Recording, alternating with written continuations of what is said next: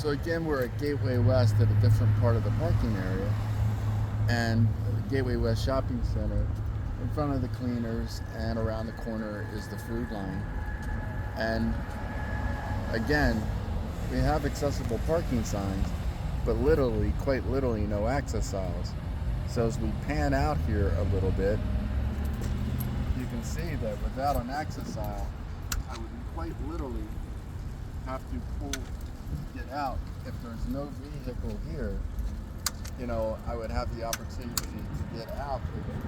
Without an access aisle, there's nothing prohibiting a car or another vehicle that has got all of the compliant parking measures, a placard or a plate, to be able to park here.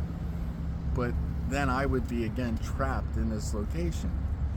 Access aisles are a requirement under both state and federal law. They're clearly drawn out by the ADAG, the Americans with Disabilities Accessible Guidelines, under the 2010 revisions. They provide clear federal requirements as to what they are.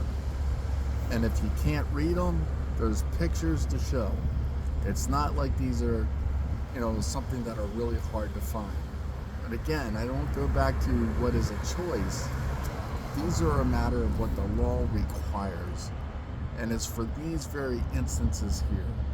Without these, I'm completely unable to be able to do the same things that anybody else would be able to do, which is to go shopping, which is to go to a local restaurant, to be able to enjoy the activities, the very programs that the community has to offer.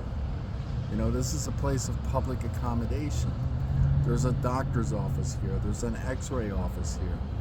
There are a number of things that are here that are things that should be available to all people. Not because I say so, not because it's a matter of convenience or it's the nice thing to do or even the right thing to do. It's what the federal law requires. So these are the issues that we deal with every day. And again, I'll say, you will find that these types of circumstances of non-compliance are far more likely to be in locations of public accommodations than they are where they're actually compliant. And doing so, there are repercussions to not doing, making sure there are compliance. If they're out of compliance, you can either file a civil lawsuit with the Human Relations Commission, or you can file a lawsuit, with the Department of Justice. And there are penalties that can be put on these businesses. So having the opportunity to have ensured that these locations are compliant are not just a matter of good business.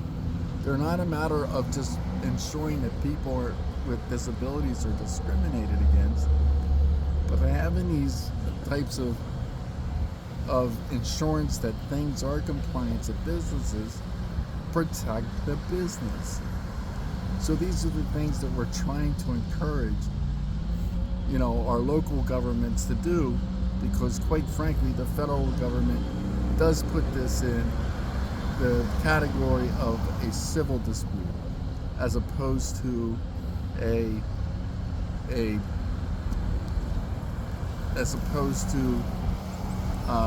going through a process of